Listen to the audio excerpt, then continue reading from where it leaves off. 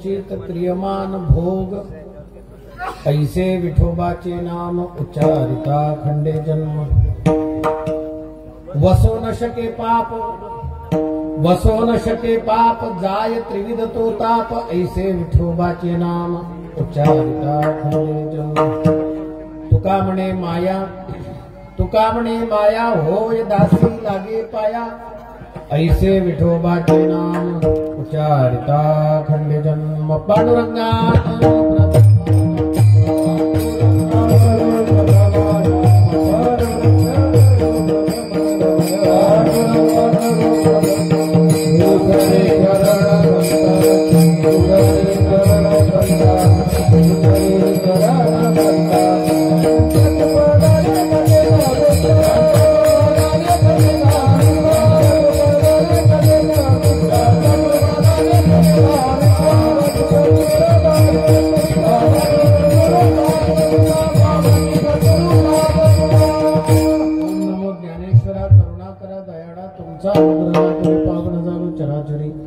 मस्तक हे पायावरी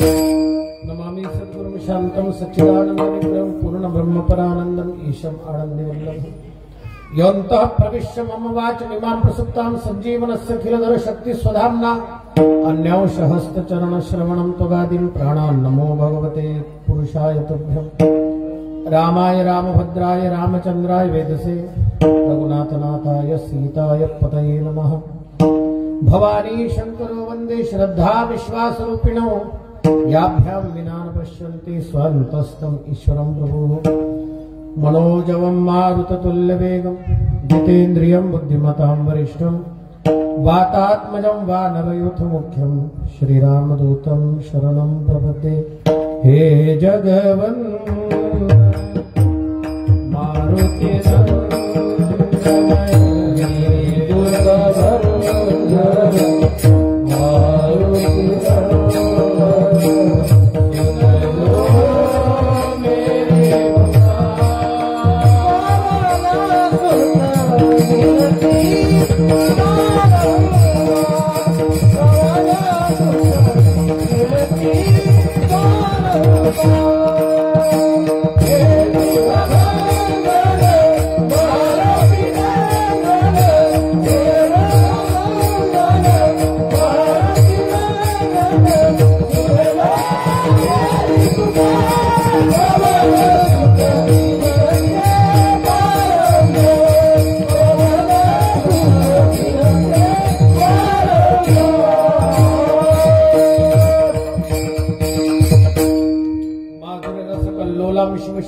रूपिणीम अमृतां भवारथाय वंदे ज्ञानेशनंदिनीं तुटे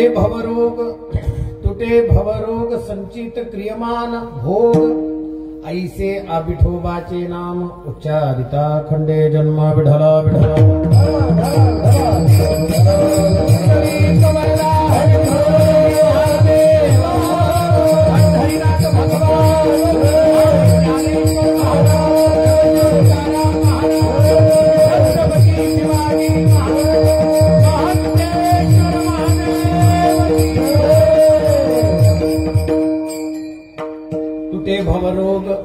तुटे भवरोग संचित क्रियमान भोग ऐसे विठोबाचे नाम उच्चारिता खंडे जन्म जगद्गुरु जगतवंदनीय संत श्रेष्ठ तुकोबारा यांचा 4 चरणाचा हा अभंग आहे आणि या अभंगाच्या द्वारे स्वतः भगवत नामाचं महात्म्य सांगून त्या भगवत नामाचे काय परिणाम आहे त्या परिणामाचं अत्यंत सुंदर पद्धतीने विश्लेषण या 4 चरणामध्ये करतात.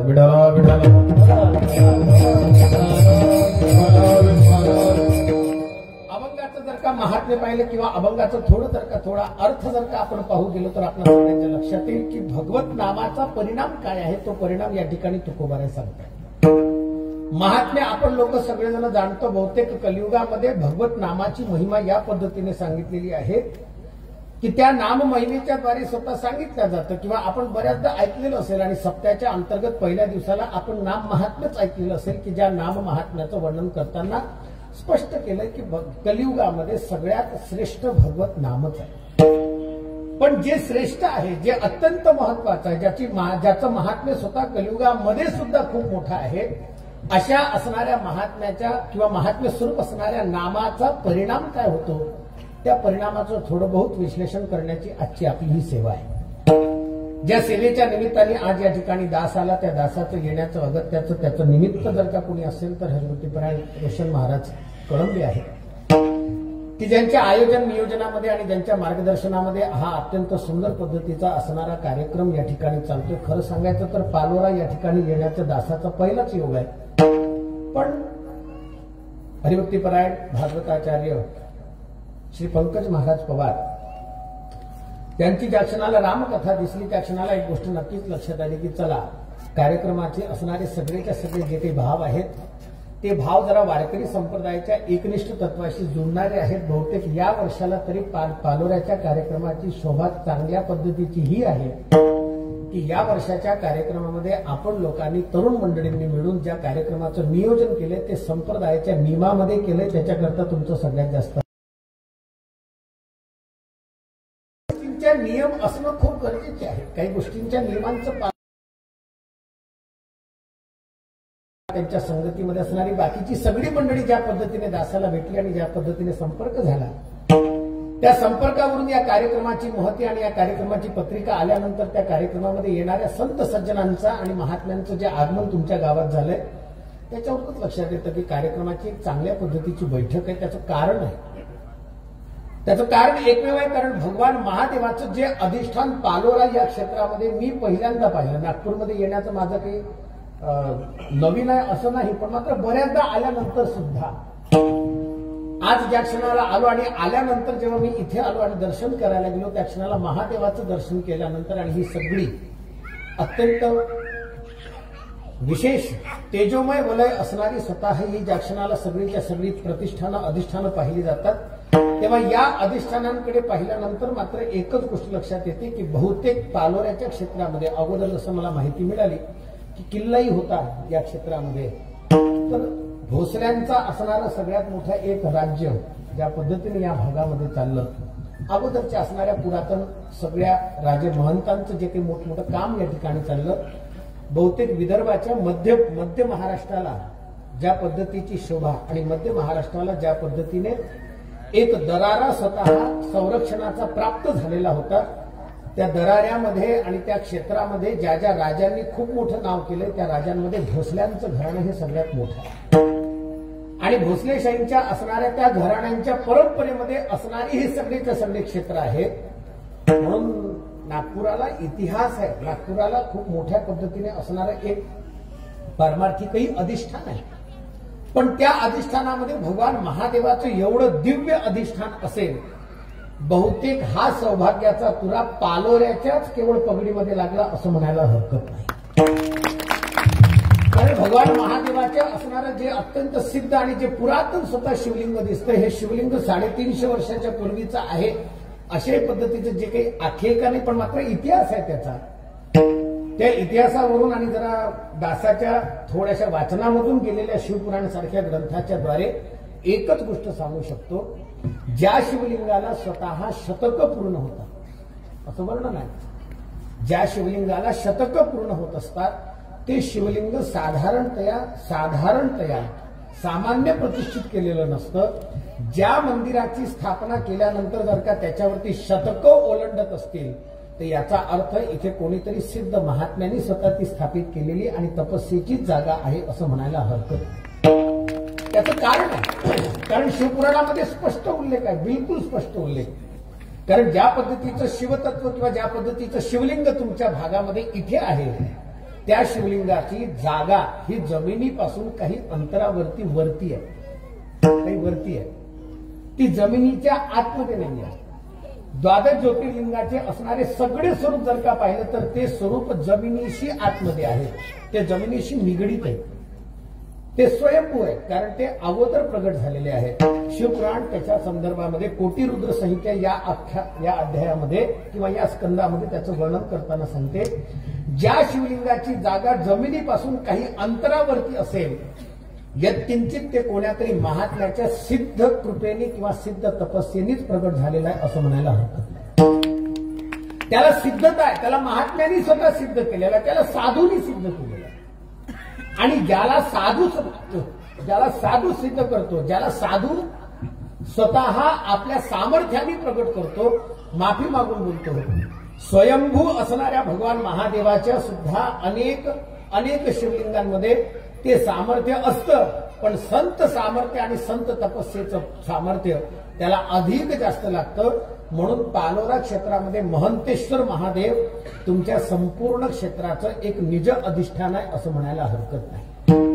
ज्या पद्धतीचं क्षेत्र, ज्या पद्धतीचं असणारं सामर्थ्य या ठिकाणी दिसतंय, बहुतेक अधिक जास्त नाही, डेकोरेशनच मंडप चांगला होतो असं नका समजू. बरं, नरखेडवाले दादा माया राग नका करता, तू माया राग करा का महाराज आमच्या मंडपाबद्दल असं का बोलताय? का मंडपानी जागा शोभायमान होते. काही वेळेला स्वतः म्हणायला हरकत नाही, एखाद्या स्त्रीच्या अलंकावर, स्त्रीच्या शरीरावर अलंकार सोन्याचे खूप असले प्रश्न नाही, पण जसा तिच्या अंगावरचा दागिना हा मंगळसूत्र असला म्हणजे अधिक शोभायमान होतो, तशा पद्धतीने मंडपानी तर ही जागा अत्यंत सुशोभितच झाली.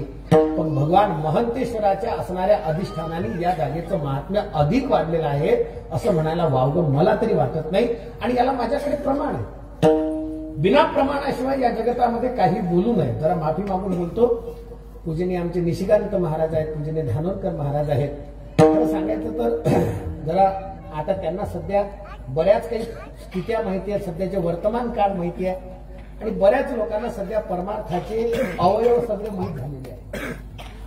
त्याच्यामुळे असं म्हणायला हरकत नाही की काहीही न बोलता,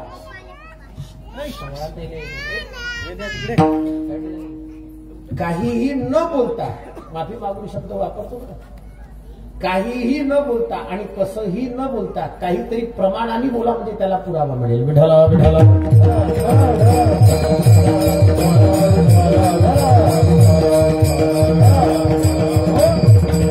महाराज याला प्रमाणता आवश्यक आहे का? माफी मागून बोलतो, ज्याचा परिणाम करून घ्यायचा असेल त्याचा प्रमाण पाहिजे. तसं नाही समजणार, जरा सोप्या भाषेत सांगतो. डॉक्टरनी इंजेक्शन भरलं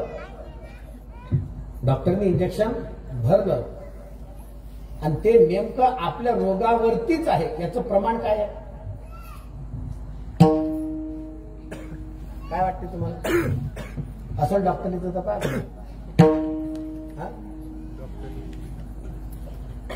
आपल्याला डॉक्टर इंजेक्शन देतोय तेव्हा हे विचारतो का आपण का हो याच रोगावरचं आहे का ते इंजेक्शन? असं म्हणता का तुम्ही? म्हणत नाही. त्याचं कारण आहे का? रोगावरचं इंजेक्शन देण्याकरता जर का डॉक्टर तयार असेल आणि त्यांनी इंजेक्शन भरलं असेल तर त्यावेळेला आपण ते पाहत नाही. त्याचं एकमेव कारण आहे, कारण डॉक्टरकडे येण्याच्या अगोदरच त्याच्या डिग्र्या किती हे आपण अगोदरच तपासतो. अगोदर त्याचं प्रमाण आहे म्हणजेच परिणाम आहे. विढाला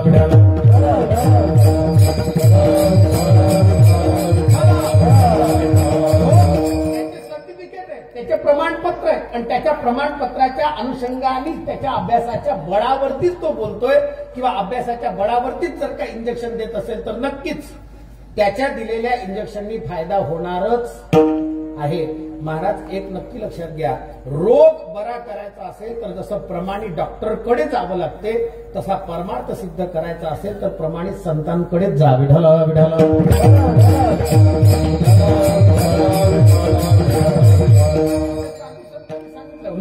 असाच हरिपाठ नका म्हणू. हरिपाठ करताना आपण लोक सगळेजण हरिपाठ करतो, बरं वाटते का? कारण नाचायला मिळतं, चांगल्या पद्धतीने स्वतः उड्या मारायला भेटतो, जरा व्यायाम होतो. काही लोकांच्या बुद्धीमध्ये येतो की व्यायाम होते, योगासनं होतात. योगासनं करायला हरिपाठ नाही आहे. एक जरा माफी मागून शब्द वापरतो, योगासना करता हरिपाठ नाही आहे, योग साध्य करण्याकरता हरिपाठ आहे. आणि त्याच्या पुढचं जर का लक्षात घ्याल तर प्रमाण हरिपाठाच्या संदर्भातलं काय आहे, हरिपाठ करतोच काय याचं प्रमाण दुसरं तिसरं कोणी नाही. याचं प्रमाणच ज्यांनी हरिपाठ दिला तेच आहे. काय प्रमाण? ज्ञानदेव प्रमाण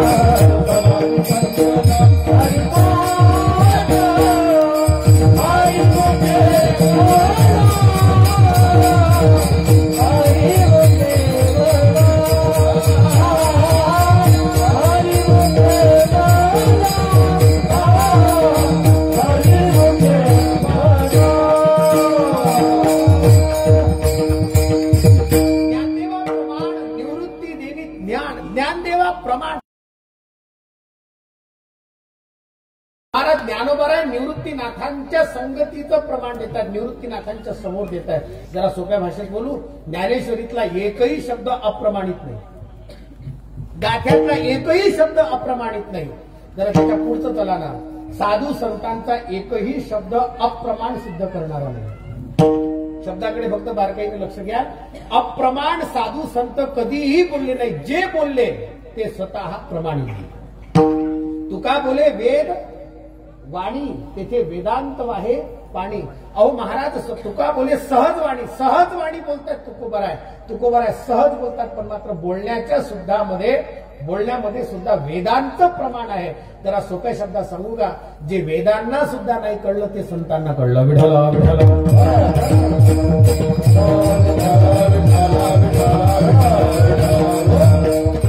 प्रमाणित असणारी गोष्ट असावी, काही गोष्टींचे प्रमाण असावे. बहुतेक प्रमाण असेल तरच, जरा सोप्या भाषेत अजून त्याला उदाहरण द्यायला काही हरकत नाही. पुरणपोळीचं प्रमाण असलं तरच पुरणपोळी जमेल ना. काय वाटते? पुरणपोळीचा विषय आपला नाही, कोणाचाही इकडचा आहे. पुरणपोळीचं प्रमाण जर का स्वतः चुकलं काय होईल? अगोदर डाळ शिजवतात, त्याच्यानंतर साखर टाकली जाते, बरोबर?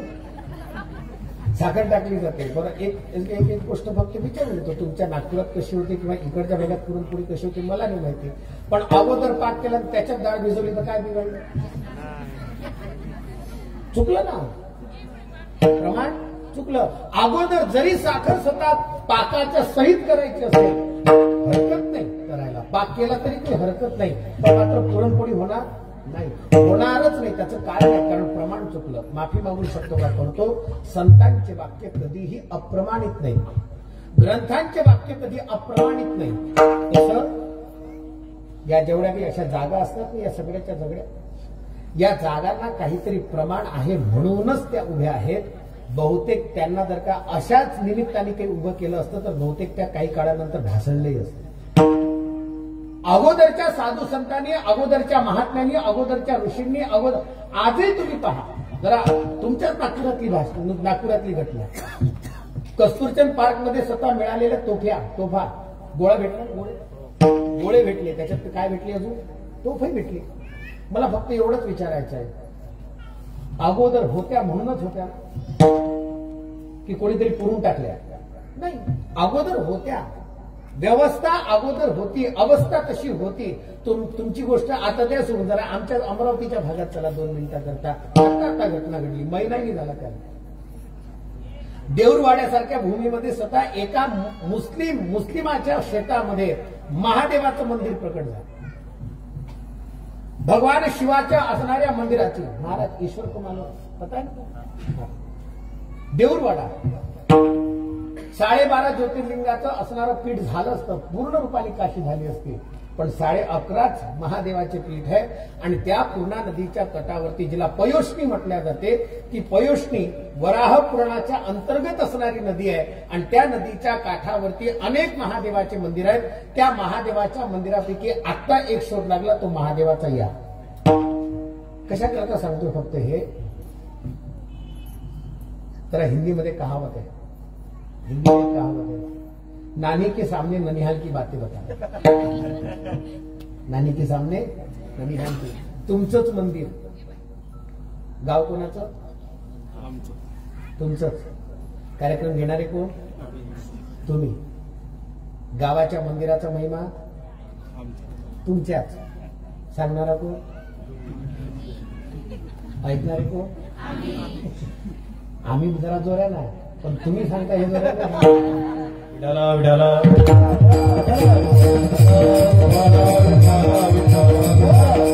साधू संत प्रमाणित करतात त्याला, महात्म्यांनी प्रमाणित करावं. जरा माफी मागून शब्द वापरतो हे बा, या जगतामध्ये स्वतः हिंदवी स्वराज्याची स्थापना झाली, याच्या मागे छत्रपती शिवरायांचं बलिदान आहे, त्याच्याबद्दल शंका नाही, याला बिलकुल शंका नाही. छत्रपतींसारखं स्वतः साम्राज्य प्राप्त झालं म्हणून आजही आपण जरा छाती ठोकून म्हणू शकतो, गरजा महाराष्ट्र माझा म्हणू शकतो आपण. याच्यामध्ये बलिदान, याच्यामध्ये योगदान, याच्यामध्ये संपूर्ण समर्पण छत्रपती शिवरायांचं आहे, त्याच्याबद्दल शंका नाही. पण जरा बोलली पाहिजे, त्याला प्रमाणित करणारे तुकोबाराय आहेत म्हणून छत्रपती शिवरायांचं नाव आहे. विठाला विठाला.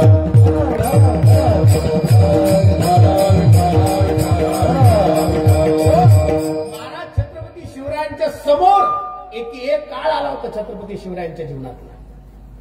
सोडलं होतं सगळंच्या सगळं, विचार केला होता की आता तुकोबारायांच्या कीर्तनातच जावं, आता कीर्तनच करावं. ज्या क्षणाला स्वतः कीर्तन करावे आणि कीर्तनांमध्ये स्वतः जावं, असं ज्या क्षणाला छत्रपतींनी निर्णय घेतला, त्या क्षणाला स्वतः जगद्गुरु तुकोबारायांनीच, तुकोबारायच होते की ज्या तुकोबारायांनी सांगितलं, छत्रपती तुमचं काम कीर्तनामध्ये नाही, तुमचं कार्य, तुमचं काम राज्यामध्ये आहे. तुम्ही कीर्तन श्रवण करावं त्याच्याबद्दल शंका नाही, पण तुम्ही कीर्तनच श्रवण करावं हे तुमचं काम नाही. मग तुम्ही जरा वाचा पत्र तुकोबारायांचे. माफी मागून बोलतो जरा शब्द, कारण आजचा दिवस जरा आपण लोकांनी कार्यक्रमाचं आयोजन नियोजन करताना छत्रपतींचा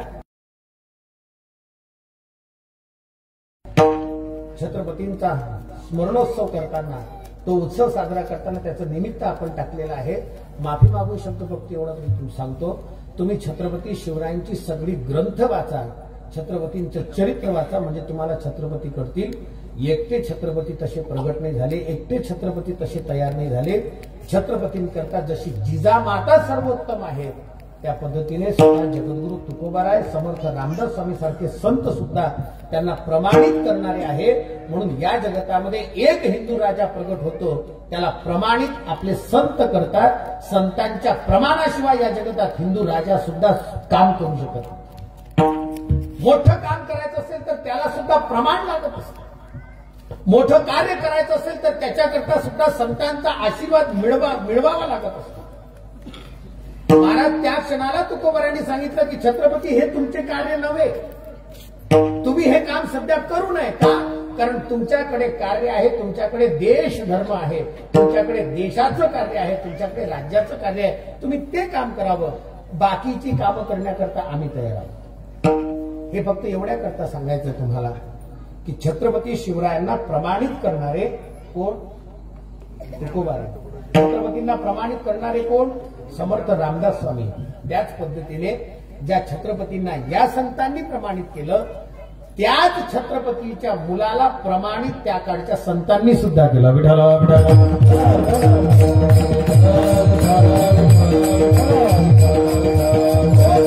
त्यावेळेस स्वतः संतांनी छत्रपती संभाजींना सुद्धा सिद्ध केलं. त्यांना सुद्धा ते सामर्थ्य दिलं आणि त्या सामर्थ्याच्या बळावरतीच एक शिवाजीचा छावा सुद्धा किती मोठं काम करू शकतो. सध्या अख्खं महाराष्ट्र पेटलं. सध्या अख्खं सगळ्या महाराष्ट्रामध्ये त्याच्या संदर्भातली जाणीव आहे. मला फक्त एवढ्या करता ही गोष्ट सांगायची आहे की महाराज छत्रपतींचं राज्य प्रमाणित करण्याकरता संत पाहिजे, तसा आपल्या जीवनामध्ये सुद्धा परमार्थ सिद्ध करण्याकरता सुद्धा संत पाहिजे. माफी मागून बोलतो, पण कसाही आलं मनात तसा परमार्थ करण्यामध्ये कधीही आपल्या जीवनामध्ये आपल्याला परमार्थाची सिद्धी नाही होत. विठाला विठाला.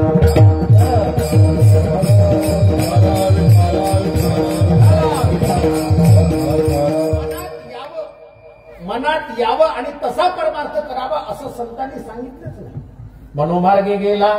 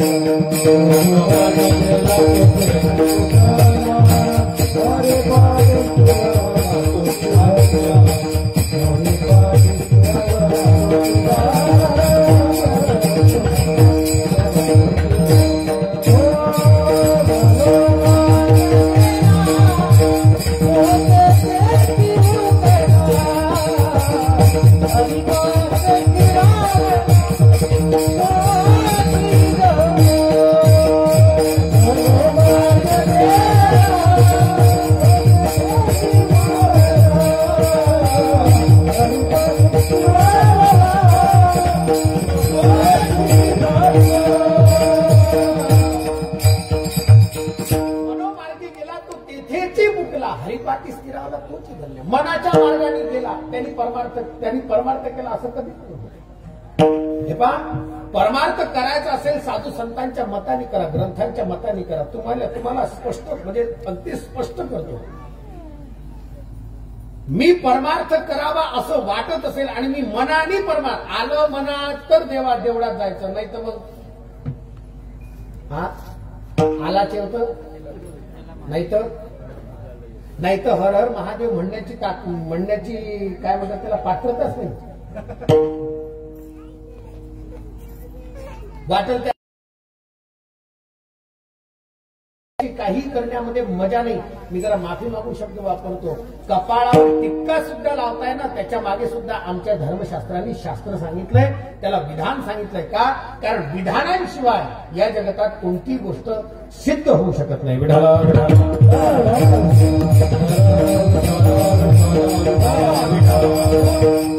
जमिनीत बी पेरायचंय का? कारण त्या बियाच्या द्वारे स्वतः हा पीक घ्यायचंय. मी माफी मागून शब्द वापरतो. मशागतच कशाला करता मग? उन्हाळ्यात जशी जमीन असते त्याच जमिनीत जर का स्वतः पीक, त्याच जमिनीत जर का बीज पेरलं तर येणार आहे का पीक? पीक येणार नाही. का? त्याचं कारण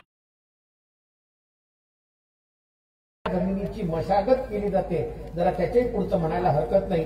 तंत्रज्ञानाने मशागत केली जाते, तीच स्वतः जमीन पीक देते. ज्या पद्धतीने एका शेतीमध्ये पीक पिकवायचं असेल तर त्याच्याकरता सुद्धा शास्त्र लागते, तर त्या पद्धतीने परमार्थाचं सुद्धा. कारण परमार्थ सोपा नाही. मी जरा माफी मागून बोलतो. परमार्थ एवढा सोपा नाही. तो आपल्याला सोपा वाटतो कारण आपण आपल्या मनाने परमार्थ करतो. मनाने करतो.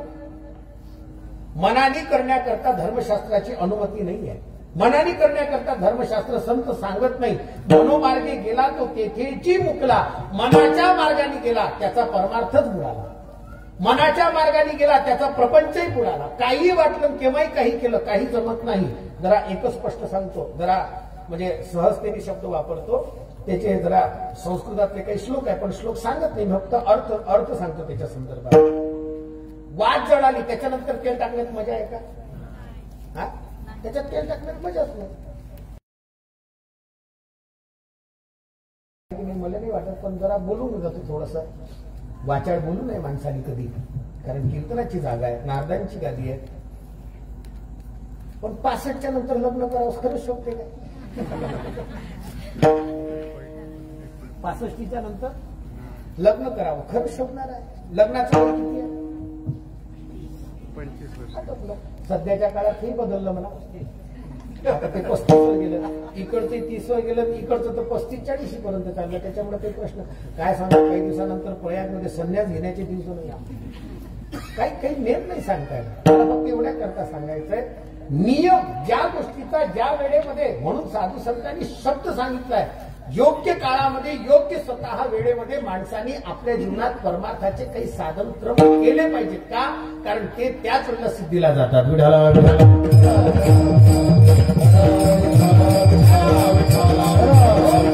या पद्धतीने एखाद्या एक परमार्थ मनाने करता येत नाही. का? कारण परिणाम चांगला पाहिजे असतो. जरा स्पष्ट सांगतो तुम्हाला, खूप मोठा विजय प्राप्त करायचा असेल ना माणसाला, तर माणसाच्या जीवनामध्ये त्याची ध्येयाची निश्चिती पाहिजे आणि त्या निश्चितीच्या संगतीमध्ये त्याचं कार्य पाहिजे आणि त्या कार्याच्या संगतीमध्ये त्या कार्याच्या पद्धतीने त्याची प्रगती पाहिजे. ती प्रगती दिसत नसेल तर अजून कार्य वाढवावं म्हणजे परिणाम दिसतील.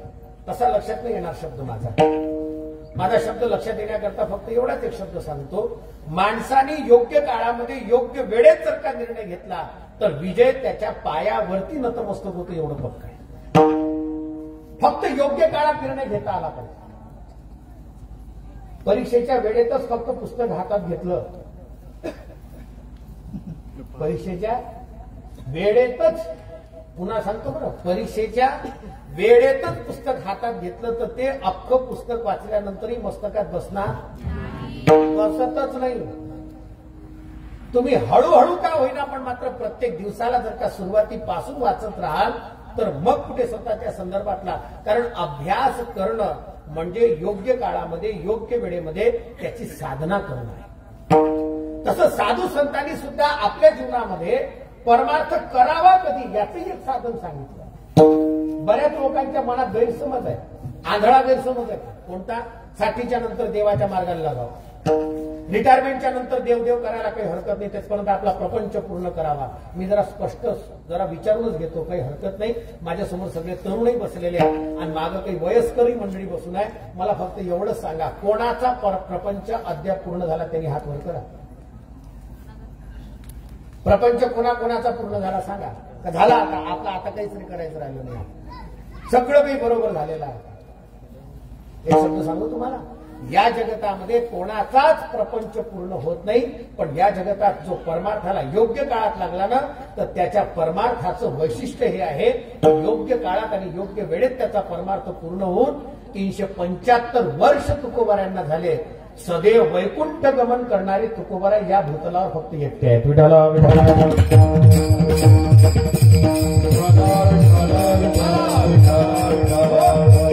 375 वर्ष पूर्ण झाले तुकोबारायांना. सदैव वैकुंठ गमन तुकोबारायांनी केलं. का? कारण तुकोबारायांच्या जीवनामध्ये स्वतः आलेली परमार्थाची वेळ तुकोबारायांनी साध्य केली. वयाच्या 42 वर्षामध्ये स्वतः तुकोबारायांच्या जीवनाचा काळ आहे. किती वर्षाचा भक्त? 42 वर्षाचा. 42 वर्षाचे किती जण आहे? थोडे हात वरत करा.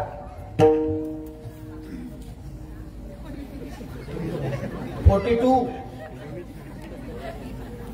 सध्या मी 40 लाव. 42व्या वर्षामध्ये देव स्वतः 10 दिवसाच्या मुक्कामाला देहूमध्ये यावा आणि तुकोबारायांना म्हणावं की तुकोबारा आमच्या समोर चला. सदैव वैकुंठ गमन तुकोबारायांनी करावं. या भूतलावरती, या जगताच्या पाठीवरती सगळ्यात पहिली घटना आणि अंतिम घटना आहे, देहा सकट वैकुंठाला जाणारे एकटे तुकोबार आहे. पण 42व्या वर्षामध्ये तुकोबारांना हे प्राप्त झालं. त्या तुकोबारांच्या जीवनाच्या 13व्या वर्षात प्रपंच सुरू झाला. तुम्ही 2 मिनिटांकरता तुकोबाराचं चरित्र पहा. वयाच्या 13व्या वर्षी प्रपंच सुरू झाला. वयाच्या 17व्या वर्षामध्ये दुष्काळ आला, प्रपंच सगळा गेला. हा दुष्काळ आला आणि त्या दुष्काळाने केलं काय? पत्नी अन्न करता आपल्या डोळ्यासमोर, आपल्या डोळ्यात देखत आपले सगळेच्या सगळे पूर्वज, आपले स्वतः आपतच, आपले स्वकीय, आपले नातेवाईक तुकोबारांनी जाताना पाहिले, तरी तुकोबारांच्या मुखामधून एकही शब्द वेदनेचा निघाला नाही. तुकोबारांच्या जीवनामध्ये वयाच्या जन्माला आल्यापासून, समज आल्यापासून पांडुरंगाची सेवा, आपल्या घरातल्या मंदिराची आणि पांडुरंगाची वारी अखंड जी चालली, त्याचा तो परिणाम झाला की देवाने 42व्या वर्षी वैकुंठासाठी विमान घेऊन यावं. विठाला विठाला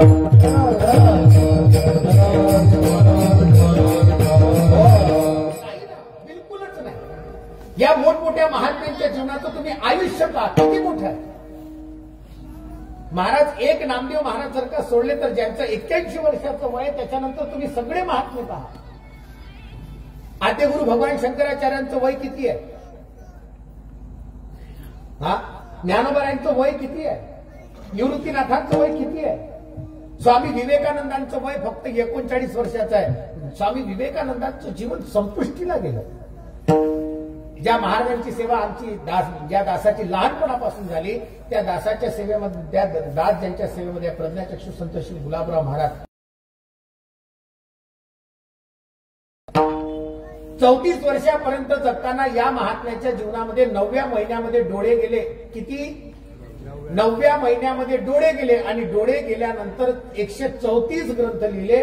तुम्हाला विदर्भामध्ये असाच, विदर्भातच नाही अख्ख्या जगतामध्ये सद्यस्थितीमध्ये गुलाबराव महाराजांचे ग्रंथ इटलीमध्ये आणि इजिप्तमध्ये सध्या संशोधना करता गेलेले आहेत की या आंधळ्या मनुष्याने एवढे स्वतः रसायनशास्त्राचे, भौतिकशास्त्राचे, जीवशास्त्राच्या संदर्भातले एवढे सूत्र दिले कुठून? केमिस्ट्री, फिजिक्स, बायोलॉजी, समाजशास्त्र, तत्वज्ञान, ज्ञान, वैराग्य, भक्ती, योग, सिद्धांत, न्यायशास्त्र, सांख्यशास्त्र याच्यासारखे मोठमोठे ग्रंथ गुलाबराव महाराजांनी वयाच्या 34 वर्षामध्ये पूर्ण केले आणि आपल्या जीवनामध्ये भगवान श्रीकृष्णाची पूर्णता प्राप्त केली आणि रासाचा अधिकार प्राप्त करून ही पंचलतिका गोपिका कृष्णामध्ये विलीन झाली वयाच्या 34 वर्षात. फक्त 34 वर्षामध्ये. गुलाबराव महाराजांचा साधुबोध नावाचा ग्रंथ आहे. त्या साधुबोध नावाच्या ग्रंथाला फक्त तुम्ही वाचा एकदा. माझी सगळ्या तरुण मंडळींना विनंती आहे, तुम्हाला गुगलवरती इकडचं तिकडचं सर्च केल्यापेक्षा गुलाबराव महाराजांचे ग्रंथ सर्च करा. त्या ग्रंथांमध्ये महाराजांचे तुम्हाला 134 ग्रंथ दिसतील की ज्या ग्रंथांमध्ये एकही विषय नाही सुटला. शेती विषय नाही सुटला, व्याकरण विषय नाही सुटला, न्याय सुटला नाही. सगळे प्रसंग आहेत. मला फक्त एवढ्या करता सांगायचे, 34 वर्षाच्या काळामध्ये गुलाबराव महाराजांनी 134 ग्रंथ लिहावे आणि या देशाच्या पूर्व प्रधानमंत्री स्वर्गीय श्री अटल बिहारी वाजपेयी सारख्या एका अत्यंत चांगल्या प्रधानमंत्र्यांनी स्वतः म्हणावं, गुलाबराव महाराज जी के ग्रंथों को मैंने पढ़ा तो मुझे अब लगने लगा है कि गुलाबराव महाराज ने 134 ग्रंथों में पूरा का पूरा वेद, उपनिषद और शास्त्रों को इकट्ठा कर दिया है. ये पूरा का पूरा सागर में घागर भरने जैसा काम गुलाबराव महाराज ने किया. सागराला घागरेमध्ये भरावं एवढं मोठं काम गुलाबराव महाराज. हे फक्त कशा करता सांगतोय, 34 वर्षाच्या काळात गुलाबराव महाराजांनी हे केलं. आपलं 16व्या वर्षामध्ये ज्ञानोबारायांनी ज्ञानेश्वरी आपलं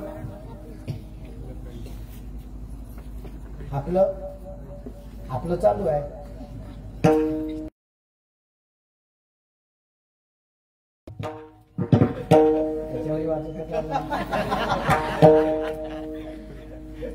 आपलं एकच चालू आहे. जेवले का पांठेला? पांठेला झाला का?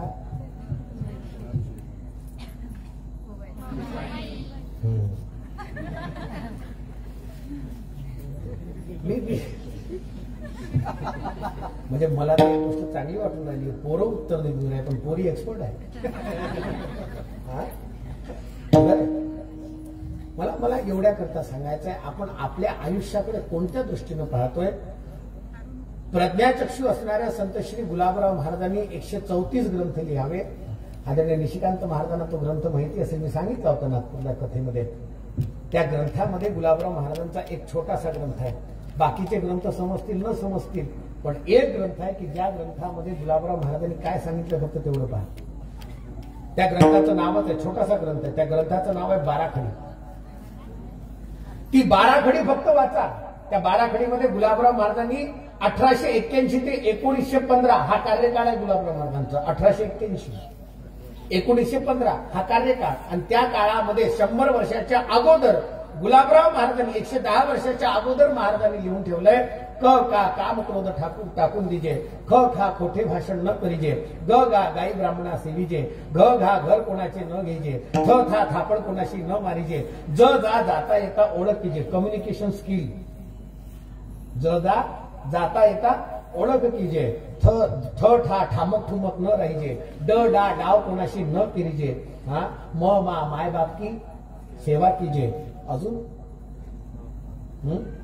छ छा छाया रस्त्यावरती कीजे, झाडं लावा. कोणी सांगितलं?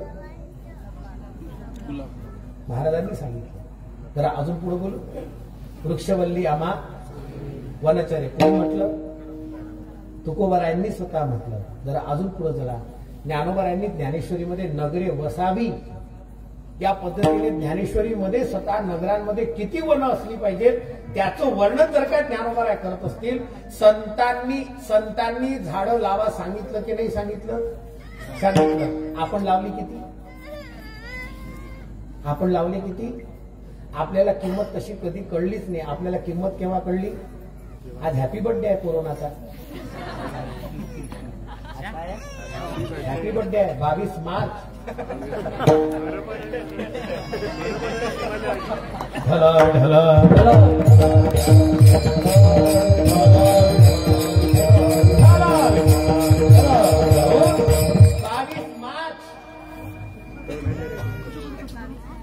आजही 22 मार्च झाले 5 वर्ष त्याला पूर्ण. 5 वर्षाचं झालं लेकरूचे. वागवता अख्ख्या देशाने एवढा वागवला. 5 वर्षाचं पोरग केलं. मला फक्त एवढंच म्हणायचंय, त्यावेळेस ऑक्सिजन कळलं की नाही? त्यावेळेस ऑक्सिजन कळलं की नाही? आजही अनेकांच्या घरात ज्ञानेश्वरी नाही, गाथा नाही, पण ऑक्सिमीटर आहे.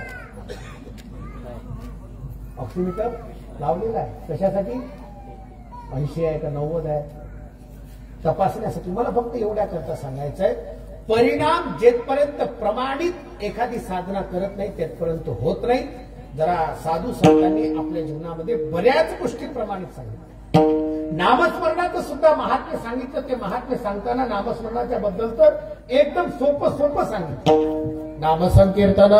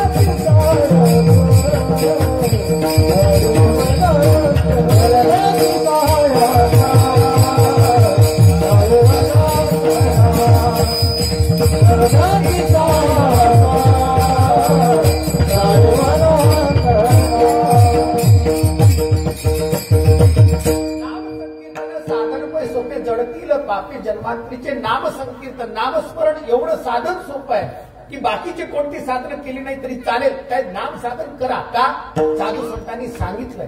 परिणाम स्वतः कसा सांगितला. साधू संतांच्या मुखातून निघालेले शब्द आपल्याला मान्य करता आले पाहिजे का. कारण महात्म्यांच्या मुखातून निघालेला शब्द कधी अप्रमाणित नाही. त्याचे काही ना काहीतरी परिणाम. आपण परिणाम खूप सोपे मानले. आपण आपल्याला साधन संतांनी सांगितलं. मला जरा प्रश्न पडतो म्हणजे कधी कधी मलाही प्रश्न पडतो. नामसंकीर्तन साधन पै सोपे एवढं सोपं साधन सांगितल्यानंतर सुद्धा मंडपात बसल्यानंतर सुद्धा आपल्या तोंडातून विठ्ठलाचं नाव निघत नाही. किती दुर्दैव आहे. मंडपामध्ये बसल्यानंतर स्वतः आमच्यासारख्या लोकांना बऱ्याचदा बोंबलावं लागतं. म्हणा बोला का. त्याचं कारणच आहे. कारण मंडपामध्ये आल्यानंतर सुद्धा तोंडाद्वारे देवाचं नाव येईल का. कारण साधन जरी सोपं असलं तरी येण्याकरता सुद्धा काहीतरी पुण्य लागते. काहीतरी पुण्य लागते. काहीतरी त्याच्या मागे स्वतः काहीतरी त्याच्या मागे एक सिद्धता आहे. ती सिद्धता असल्याशिवाय ती पूर्णच होऊ शकत नाही. अहो एकदम सोपं आहे महाराज. घरामध्ये आल्यानंतर घरामध्ये बसल्यानंतर आपल्याला देवाचं नाव आठवेल का. नाही आठवणार. एखाद वेळेस चालेल का कारण घरातलं वातावरणच तसं आहे. पण कथेमध्ये बसल्यानंतरही माणसाला स्वतः केवळ घरच आठवावं किती नवल वाटते. म्हातारी स्वतः एक म्हातारी कथेमध्ये आली. ती आल्यानंतर अशी कथेमध्ये बसली. एक अर्धा तास पाऊण तास झाला आणि पाऊण तास झाल्यानंतर एकदम हात खालीवर हात खालीवर हात खालीवर. पंकज महाराजांची कथा चालू होती. महाराजांना लक्षात आलं की कशी काय बा म्हातारी एकदम आवाज करते हात खालीवर करते. काही विचारायचंय का. सगळी कथा आटोपली. तुझा हात बी दुखते का. काही इजा विजा झाली का. म्हणजे नाही महाराज काही इजा झाली म्हणजे बिलकुल नाही. काही दुखतंय का बिलकुल नाही. मग हात काही प्रश्न विचारायचा होता का. प्रश्नही नव्हता विचारायचा. महाराज कथेमध्ये आली. कथा लवकर सुरू झाली म्हणून विचार केला लवकरात लवकर गेलं पाहिजे म्हणून जाता जाता घराला कुलूप लावलं. पण नेमकं लावल्यानंतर ते बरोबर लागलं की नाही लागलं म्हणून बसल्या बसल्या काय करत होती. खालीवर करत होती. विचार करा कथेमध्ये बसताना जर का कुलूप आठवत असेल तर याचा अर्थ नाम सोपं आहे पण येते का. देवाचं स्मरण एवढं सोपं आहे पण मात्र ते येत नाही. त्याला कारण आहे कारण त्याला पुण्य कमी पडतं.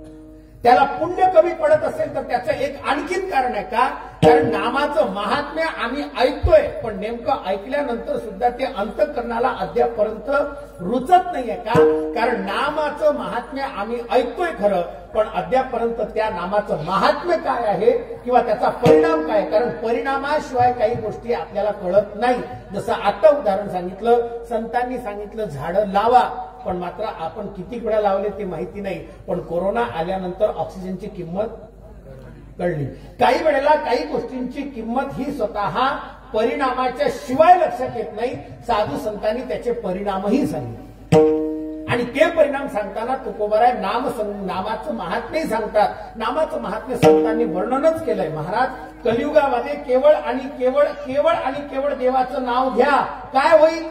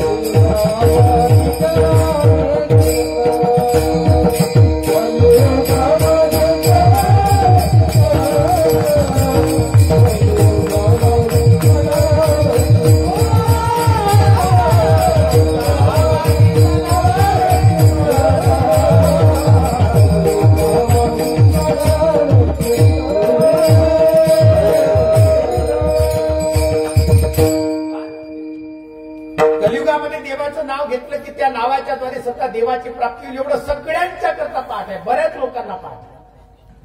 हरिमुखे म्हणा पुण्याची गणना कोण करी, कोण करणार आहे पुण्याची गणना? हे एवढी सगळीच्या सगळी पोरं गेल्या किती दिवसापासून स्वतः कामं करतायत. 1 महिन्यापासून या सगळ्या कार्यक्रमाचं आयोजन नियोजन करताना महाराज लोकांना सांगा, काळकरी मंडळींना सांगा, गावातल्या लोकांच्या घरापर्यंत पत्रिका पोहोचवा. खरं सांगा, पत्रिका त्यांच्या लग्नाची आहे का त्या मंडळातल्या कोणाच्या लग्नाची पत्रिका आहे? आपल्या घरापर्यंत पत्रिका आली ना, पत्रिका येते आपल्या घरापर्यंत, निरोप आपल्या घरापर्यंत. कार्यक्रम कोणाचा? गावाचा की वैयक्तिक? वैयक्तिक नाही, गावाचा आहे. मला फक्त एवढंच म्हणायचं, काय फायदा त्यांना म्हणा या सगळ्या तरुण. हे पहा, ज्या गावातल्या सप्त्यामध्ये पोरांनी सहभाग घेतला असेल तो गावातला सप्ताह कधीही खंडित होत नाही, कधी मरत नाही. लक्षात घ्या. आणि तो जिवंतच राहिला पाहिजे याची काळजी तुम्ही लोकांनी घ्या. पोरं स्वतः कष्ट करण्याकरता तयार आहे. विठाला विठाला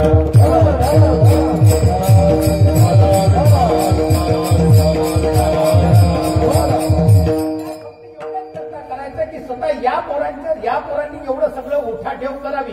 कशासाठी तुम्हाला माहिती नसेल, पण मात्र 4-5 वर्षाच्या अगोदर एक वेळेस धापेवाड्यात खूप कथा होती.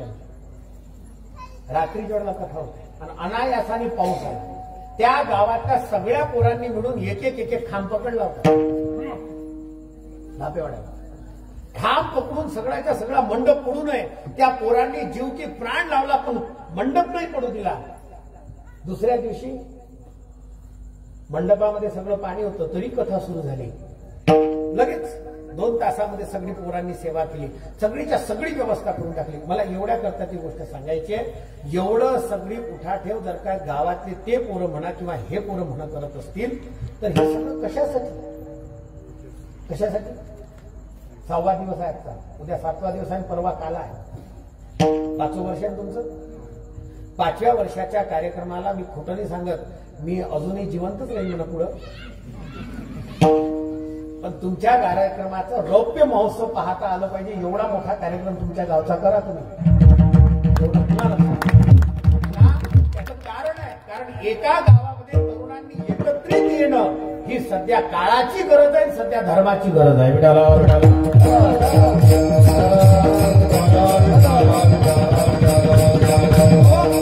परमार्थाशिवाय आणि स्वतः अशा साधनांशिवाय होऊ शकत नाही. मग हे सगळं करण्यामागचं कारण काय? कारण फक्त एकच आहे, आपल्या सगळ्यांच्या कानावरती आणि आपल्या सगळ्यांच्या मुखाद्वारे भगवंताचं नाव यावं. एवढंच आहे ना त्याच्या मागचं. देवाचं नाव आलं म्हणजे माणूस थोडासा पुण्यवान होतो. देवाचं नाव आलं म्हणजे थोडं जरा माणूस सन्मार्गाला लागतो. देवाचं नाव आलं म्हणजे थोडं गावातलं वातावरण बदलतं. एक सांगू का तुम्हाला, ज्या गावामध्ये असं अधिष्ठान असेल आणि अशा अधिष्ठानाच्या समोर नामस्मरण असेल ते गाव तीर्थक्षेत्रापेक्षा कमी नाही.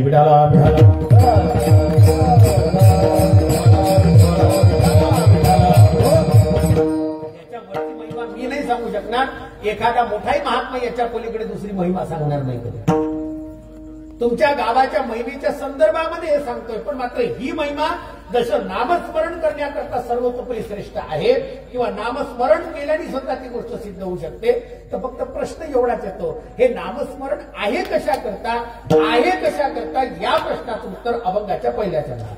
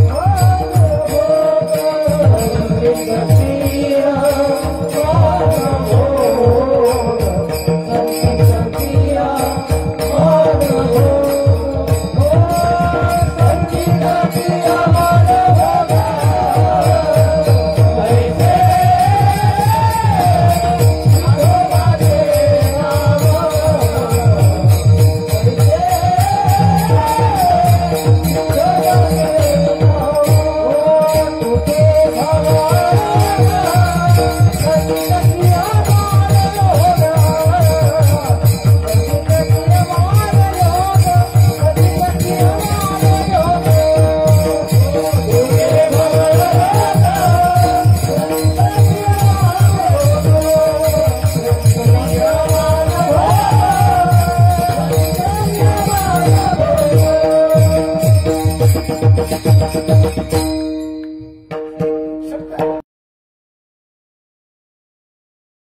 अर्थ पाहिला तर या अर्थाकडे आपण आलेलो आहोत. सद्यस्थितीमध्ये एवढंच लक्षात घेण्यासारखं आहे. त्या नाम साधनेचं महिमा किंवा नामाची साधना, नामाची महिमा सांगितल्यानंतर सुद्धा एवढी महिमा आहे, पण त्याचा परिणाम काय? त्याचा परिणाम तुकोबाऱ्या स्वतः या अभंगामध्ये सांगतात. मी पूर्णच अभंग सोडवेल अशी गॅरंटी तुम्ही सध्या घेऊ नका, पण मी जरा जाता जाता त्याची सगळी संगती लावून देतो, म्हणजे मग मी सुद्धा दोषातून मुक्त. कारण काही वेळेला स्वतः आपणही दोषमुक्त स्वतः असलो पाहिजे, त्याची जाणीव सुद्धा आपल्याला स्वतः असली पाहिजे. हो, कारण या अभंगामध्ये स्वतः तुकोबाराय ज्या पद्धतीने सांगतायत ना, ऐसे विठोबाचे नाम कैसे परिणाम जर का स्वतः तुकोबाराय सांगतायत, तर तो परिणाम सांगताना तुकोबाराय सांगतायत ऐसे विठोबाचे नाम. कैसे, कैसे हा शब्द व्याकरणाच्या दृष्टीने येतो, कारण ऐसे हा शब्द आलेला असेल तर त्याच्या अगोदरच ऐसे शब्दाच्या अगोदर प्रश्न आहे कैसे. कैसे विठोबाचे नाम, ऐसे विठोबाचे नाव, कैसे तुटे भवरोग, ऐसे विठोबाचे नाव. याची संगती फक्त एका वाक्यात पाहून घ्या. ऐसे विठोबाचे नाम, कैसे तुटे भवरोग, ऐसे विठोबाचे नाम. संचित क्रियमान भोग तुटे, ऐसे विठोबाचे नाम. ऐसे विठोबाचे नाम काय? उच्चारिता खंडे जन्म खंडित होतात. ज्याचं नाव घेतल्याबरोबर काय होतात? जन्म खंडित होतात. लक्षात घ्या. आणि तुम्ही तर टाळकरी चालला. देवराबुवा, देवराबुवाचं आडनाव काय? खंड नाही. तुम्ही टाळकरी असा माणूस आणलेला की ज्या माणसाच्या टाळ वाजल्यानं सुद्धा अनेक जन्म तुटतील, एवढं महात्म्य आहे. विडाला विडाला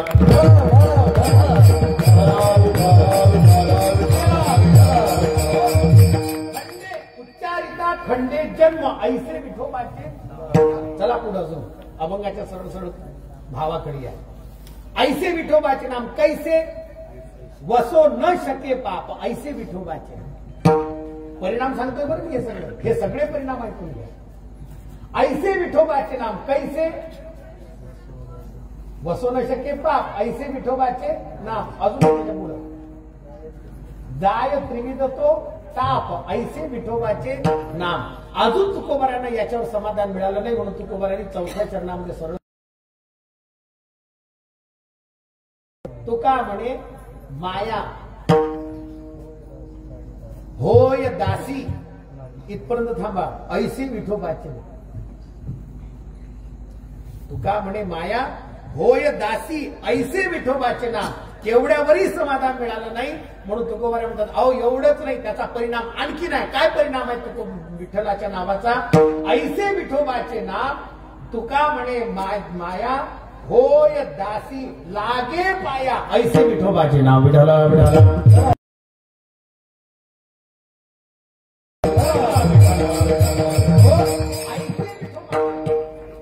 महाराज हे सगळ्याच्या सगळं वर्णन करताना तुकोबाराय ज्या पद्धतीनं परिणाम सांगतायत ना, हा परिणाम साधारण नाही. का?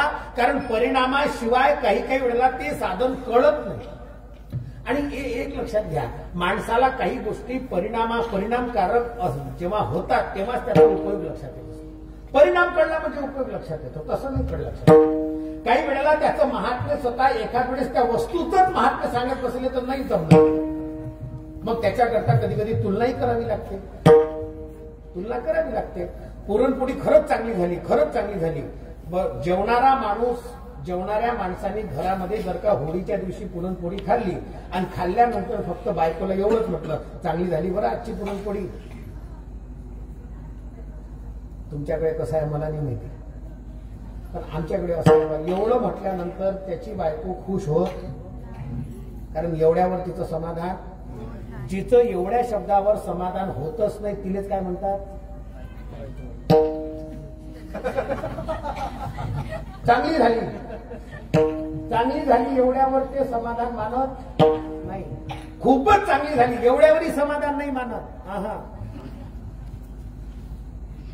जेव्हा घरचा माणूस म्हणाल का अशी तर आईच्याही हातची नाही झाली तेव्हा समाधान.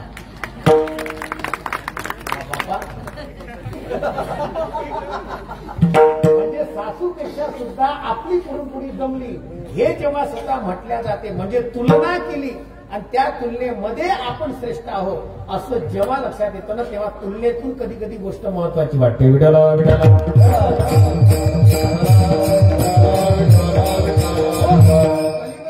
नामाचा महिमा किती सांगितला कलियुगामध्ये एवढा आहे की महाराज सांगूच नका. हा कृतये ध्यायते विष्णू, हा त्रेतायाम ध्यायते विष्णू, कृते ध्यायते विष्णू, त्रेतायाम मकते यजात, द्वापारे परिचर्यायाम कलौत धरी कीर्तना. कलियुगामध्ये स्वतः देवाचं नामस्मरण करावं बरोबर आहे, पण अगोदरचे सगळे घ्या ना. कृतयुगामध्ये ध्यान केलं म्हणजे देव प्राप्त होतं, मग ते नामस्मरण नव्हतं का? होतं नामस्मरण, पण एकच त्याचं समाधान करून जातो पुढे जात. कारण काही काही वेळेला काही गोष्टींचे संशय राहू नये म्हणून फक्त त्याचं समाधान करतो. कृतयुगामध्ये ध्यानच महत्वाचं होतं, त्याचं एकच कारण होतं त्यावेळेस नामस्मरण नव्हतं असं नाही, ध्यानाच्या अंतर्गत नामस्मरण होतं. आणि कलियुगामध्ये नामाच्या अंतर्गत ध्यान आहे म्हणून नाम कलियुगामध्ये श्रेष्ठ आहे. विठाला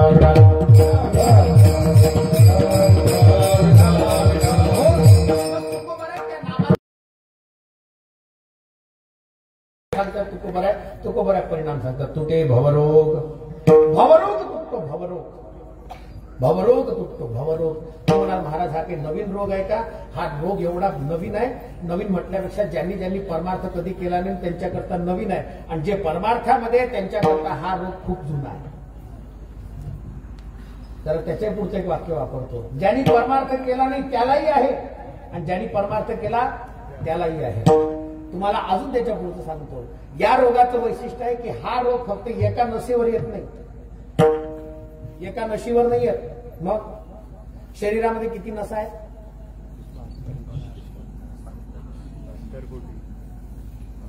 हा गावरानी शब्द वापरतो. किती नाड्या आहे? नाड्या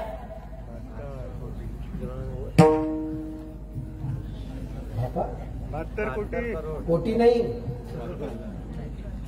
72,000. किती आहे?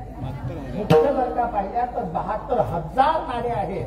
आणि तुम्हाला आयुर्वेद शास्त्राचा सिद्धांत सांगतो 72,000 रोग आहे. विठाला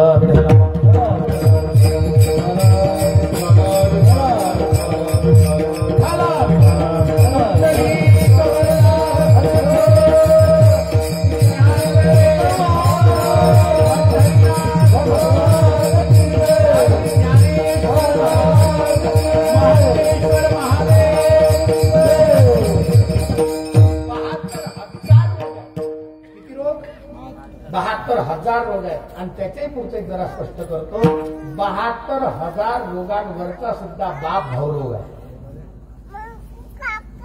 कारण या रोगामध्ये 72,000 नाड्यांच्या रोगापेक्षाही भवरोग सगळ्यात मोठा आहे. का? कारण भवरोग सर्वतोपरी मोठा सांगितला गेला. त्याचं एकमेव कारण आहे, कारण भवरोग आणि सामान्य रोग याच्यामध्ये अंतर आहे. कोणतं अंतर आहे? शरीर असेल तर रोग येते. अंतर सांगतो बरं, फक्त लक्षात घ्या. शरीर असेल तर रोग येतो, आणि भवरोगाचं वैशिष्ट्य असं आहे, भवरोग आहे म्हणून शरीर येते. विठाला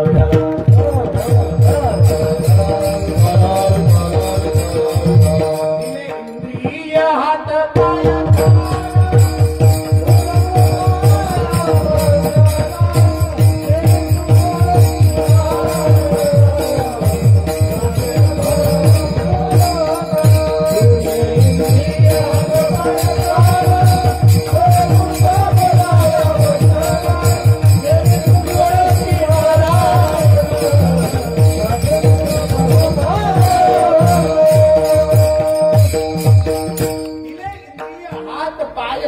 डोळे मुख बोलाया वचन तेने जोडीशी नारायण. त्याच्या पुढे आहे नाशे जीवपण भवरोग.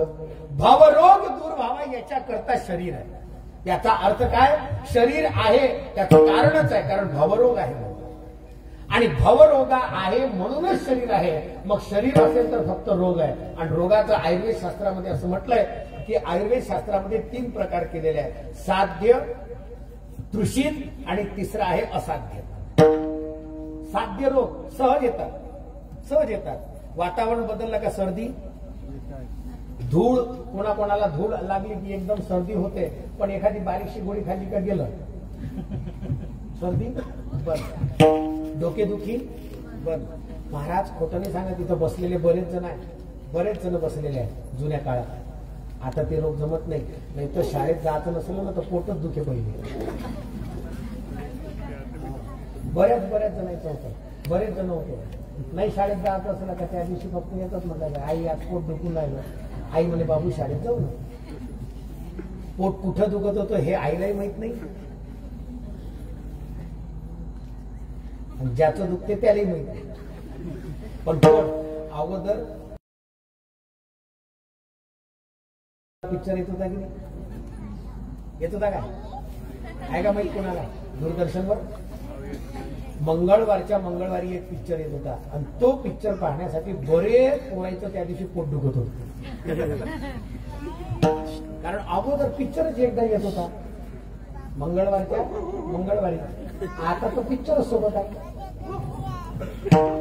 आता सध्या पिक्चरही सोबत आहे. मला एवढ्या करता फक्त ही गोष्ट सांगायची, रोग, पोट दुखणं, डोके दुखणं, सर्दी होणं, खोकला येणं हे साधारण रोग आहे, साध्य रोग आहे. हे सहजासहजी बरे होणारे आहेत. तिसरा बस स्वरमयी, हे स्वरमयी आहे की निवेदिता? निवेदिता. तुझं नाव निवेदिता?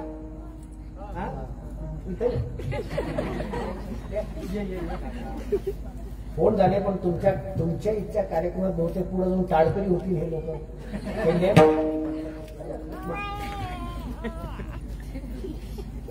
मला फक्त एवढ्या करता सांगायचं होतं.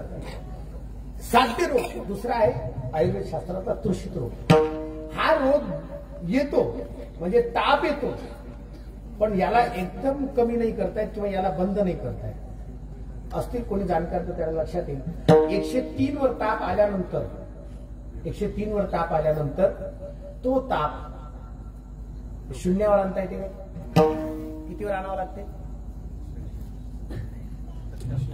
कितीवर? 97-98 वर आणून ठेवावं लागतं. 103 वर आलेला ताप 98 वर आला म्हणजे लोक म्हणतात आता नॉर्मल आहे. आता काय? पण 103चा ताप जर का 0वरच आला तर आता तो नॉर्मल नाही, उचला. सरळ उपाय. कारण 103 वरच्या तापाला जसं 98 वर आणून ठेवावं लागतं याला म्हणतात तृषित ताप. उपशमित ज्याला दुसरा शब्द आहे, सरळ बस. उपशमित ताप म्हणतात. याला जास्त वाढवावं लागत नाही, जास्त कमी करावं लागत नाही. आणि तिसरा आहे असाध्य रोग. हा असाध्य रोग मात्र स्वतः माणसाला आला की आल्यानंतर मात्र स्वतः त्या माणसाचा जीवच घेतो. उदाहरणार्थ कॅन्सर 4थ्या स्टेजमध्ये आला की तो जीवच गेला म्हणून समजा. मग एकच वाक्य स्पष्ट सांगतो, साध्य रोग, तृषित म्हणजे उपशमित रोग आणि तिसरा आहे असाध्य रोग. आता तिन्ही रोग हे झाले संसारातले रोग. आता परमार्थातले असेच आहेत, साध्य, तृषित म्हणजे उपशमित आणि तिसरा आहे असाध्य. आता एकच फक्त लक्षात ठेवण्यासारखं आहे की असे रोग कोणा करतात? असे रोग कोणा करतात? साध्य रोग, संसार रूपी रोग आहे, भवरोग हा साध्य आहे. कोणा करता? असेल पण तो बरा करता येतो. कोणा करता? एकच वाक्य लक्षात घ्या, ब्रह्मविद जाणणारा जो असतो, जीवनमुक्त जो असतो त्याला हे भवरोग साध्य रोग. भवरोग काय आहे? साध्य आहे. कोणा करता? जीवनमुक्त. मुनी मुक्त झाले, भेणे गर्भवास. मुनी मुक्त झाले, गर्भवासातूनच मुक्त झाले. बहुतेक स्वतः तुकोबारांच्या जीवनामध्ये तशी अवस्था आहे म्हणून तुकोबारांच्या मुखातून एकदम एक वाक्य स्वतः निघालं. काय? देवा सुखे घाला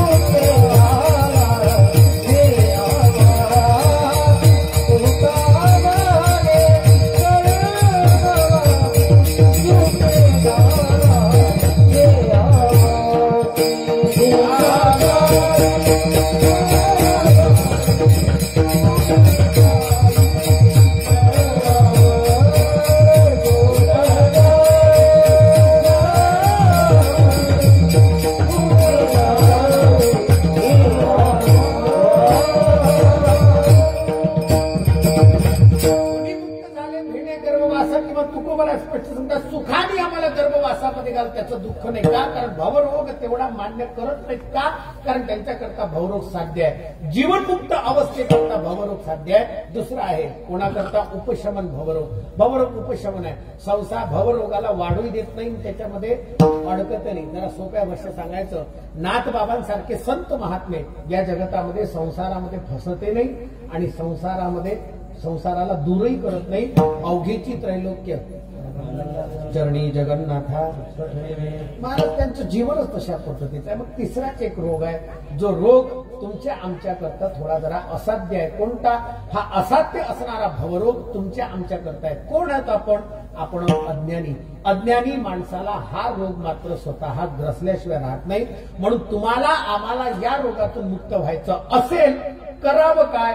तर एकच करावं, ऐसे विठोबाचे नाम उच्चारिता खंडे जन्म.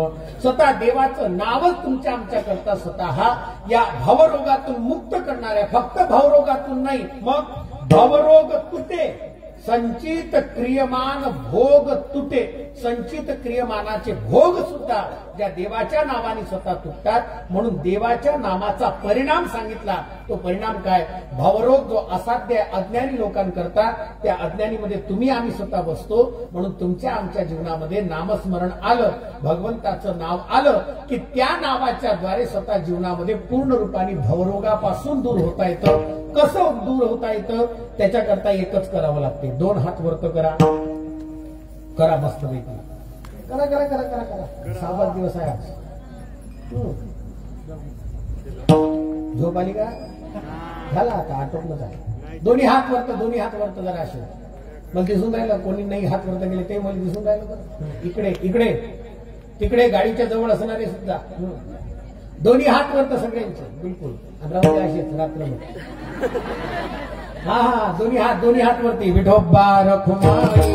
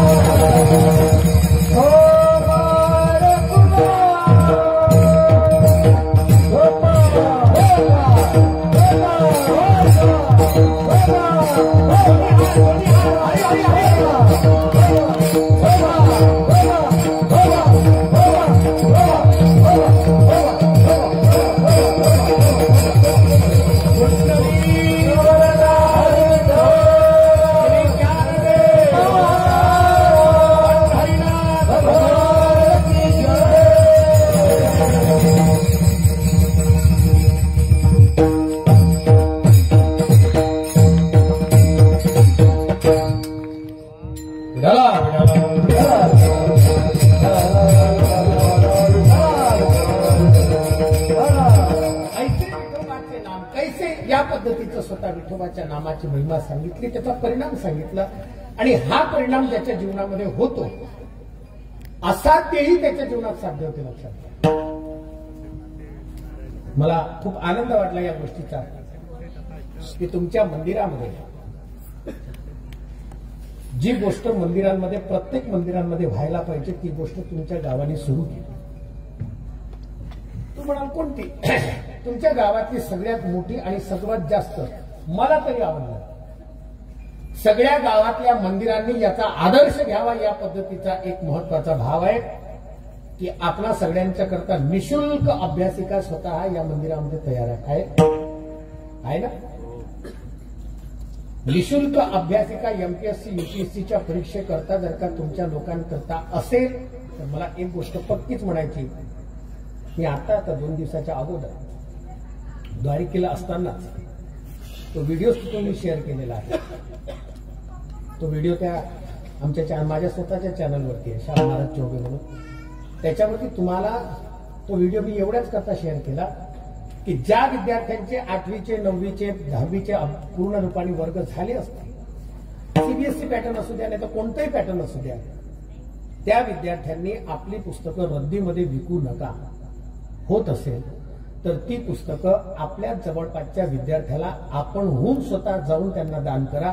ते विद्यार्थी तुम्हाला मिळत नसतील तर काही हरकत नाही. व्हॉट्सअपच्या ग्रुपमध्ये व्हॉट्सअप ऍपमध्ये तुमच्याकडे एवढे ग्रुप आहेत की त्या ग्रुपमध्ये तुम्ही फक्त मेसेज टाका की माझ्याकडे एवढी पुस्तकं उपलब्ध आहेत. तुम्हाला मी शर्यतीने म्हणजे माझ्याजवळ मोबाईल आहे आणि मी तुम्हाला दाखवू शकतो. 20 विद्यार्थ्यांचे स्वतः पुस्तकं सद्यस्थितीमध्ये मी द्वारकेला असतानाच त्याची डायव्हर्ट करून त्या पोरांना विकत घेण्याकरता एवढे पैसे नव्हते, पण त्या पोरांना स्वतः ती पुस्तकं उपलब्ध झाली जी पुस्तकं 4-4 हजाराची आहे. आपला अभ्यास पूर्ण झाला म्हणून आपण ती रद्दीच्या भावामध्ये विकतो, याच्यापेक्षा ती आपल्याच एखाद्या जवळच्या पोराच्या उपयोगामध्ये यावी एवढं काम आपण लोकांनी करावं. आणि तसं होत नसेल तर अशा अभ्यासिकेमध्ये ते पुस्तकं आणून ठेवावे.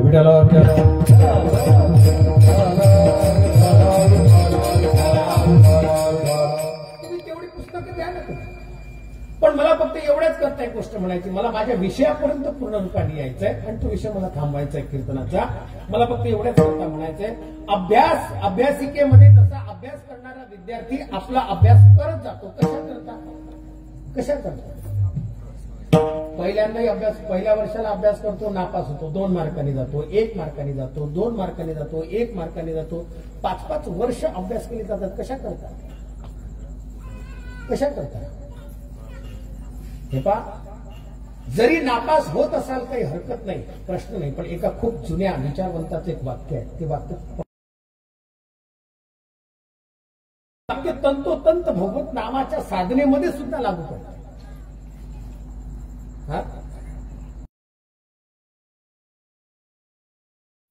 लागू पडते. माझं वाक्य तेवढं फक्त तुम्ही लोकांनी लक्षात घ्या. ते वाक्य माझं नाही, ते एका मोठ्या विचारवंताचं आहे, विदेशातल्या विचारवंताचं वाक्य आहे. ते त्या व्यक्तीचं वाक्य आहे, not failure but low aim is a crime. माणसाच्या जीवनामध्ये स्वतः नापास होणं एवढी मोठी गोष्ट नाही. ठीक आहे, नापास होत असाल वा, हरकत नाही. पण मात्र आयुष्यामध्ये माणसाने लक्ष एवढं मोठं ठेवावं, लहान लक्ष ठेवून कधीही माणसाने अभ्यास करू नये. तसं भगवत प्राप्ती व्हावी असं मोठं लक्ष ज्याच्या जीवनामध्ये येत असेल त्यांनी आपल्या जीवनामध्ये भगवत नाम कधीही सोडू नये. का? कारण देव प्राप्ती ही या जगतातली सर्वात मोठी प्राप्ती आहे आणि सगळ्यात मोठं लक्ष्य आहे. कोणतं लक्ष्य आहे? भक्ती परमम लक्ष्य. भक्ती एव परम साध्यम. परम साध्य काय? भक्ती आहे. आणि भक्ती काय? भगवान आहे. भगवान प्राप्त करायचं असेल तर त्याच्याकरता देवाच्या नावाशिवाय दुसरं कोणतं साधन नाही. म्हणून सर्वात मोठं साधन काय? देवाचं नाव आहे. काय होईल त्या देवाच्या नावाने? तुकोबाराय स्पष्ट करतात. तुका म्हणे माया होय दासी लागे पाया. ज्ञानेश्वर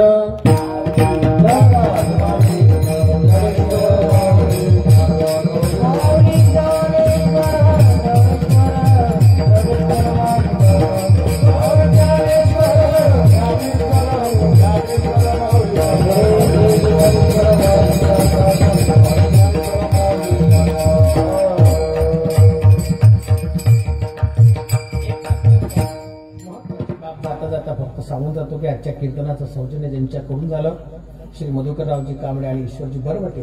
खरं सांगायचं, सौजन्याच्या द्वारे धर्म कार्य होणं खूप गरजेचे आहे. सध्या धर्म कार्याची खूप गरज आहे. पण त्याचं कारण काही जास्त विस्ताराने करत नाही, वेळ माझा संपुष्टात आहे. पण मात्र जाता जाता एकच शब्द सांगतो, मधुकररावजी असतील, ईश्वररावजी असतील, जर का या लोकांनी असं सौजन्य दिलं असेल तर तुमचं धर्म कार्यातलं योगदान मोठं आहे.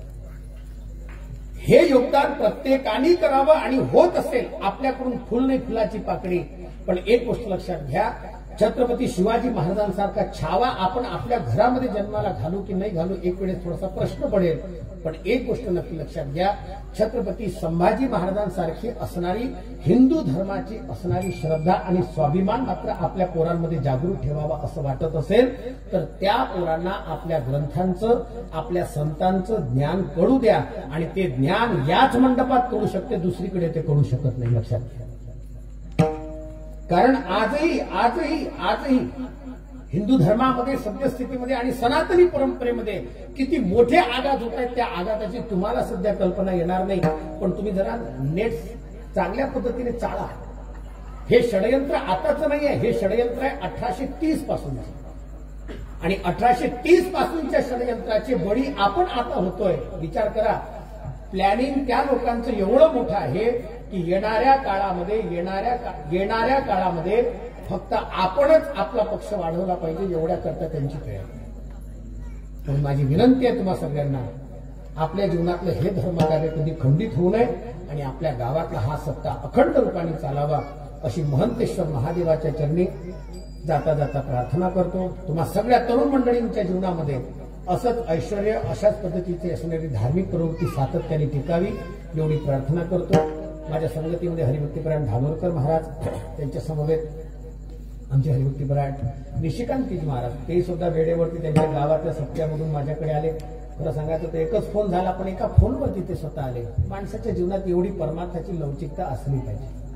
लवचिक असणाऱ्या माणसामध्ये, नम्र असणाऱ्या माणसामध्येच परमार्थ टिकून राहतो आणि त्याच्याद्वारे अनेक गावाचे परमार्थ टिकून राहतात. एवढं स्वतः सामर्थ्य एका पारमार्थिकामध्ये असू शकतं. तो कीर्तनकारच असला पाहिजे, तो कथाकारच असला पाहिजे, हे याच्या भानगडीत नका पडू तुम्ही. कीर्तनकार आणि कथाकार सद्यस्थितीमध्ये बरेच होत आहेत आणि असे होत आहेत की विचारू नका. सध्या त्यांच्याकडे पाहून आता मला असं म्हणालं की आपण बंद करा. खरंच आता आम्हाला सुद्धा आमच्यासारख्यांना थोडी थोडी कधी कधी ग्लानी व्हायला लागली अशी. पण असो, कालाय तस्मै नमः. म्हणजे खंडाईत महाराज आहेत, त्यांच्या संगतीमध्ये ही सगळी पोरं आहेत. पाहा कधी काय वय आहे त्या पोराचं. कुठचा आहे तो पोरगा? गावचाच आहे काय? वाजवा ना मग त्याच्यासाठी काय गावातल्या पोराच्या जर का आतापासून वयामध्ये जर का ते धोतर आणि ते उपरणं त्याच्या अंगावरती येत असेल ना, तर नक्की लक्षात घ्या, तुमच्या गावाचं वैभव आहे. ते तुमच्या गावात इंजिनियर होणं वैभव आहे, डॉक्टर होणं वैभव आहे, पण एक मोठा वारकरी होणं हे त्याच्यापेक्षा मोठं वैभव आहे. हे वैभव त्या मुलांच्याद्वारे, हे पारमार्थिक क्षेत्राद्वारेच होऊ शकते. म्हणून असे कार्य होत राहावे एवढीच सदिच्छा व्यक्त करून झालेल्या सेवेला याच ठिकाणी विराम. विठ्ठल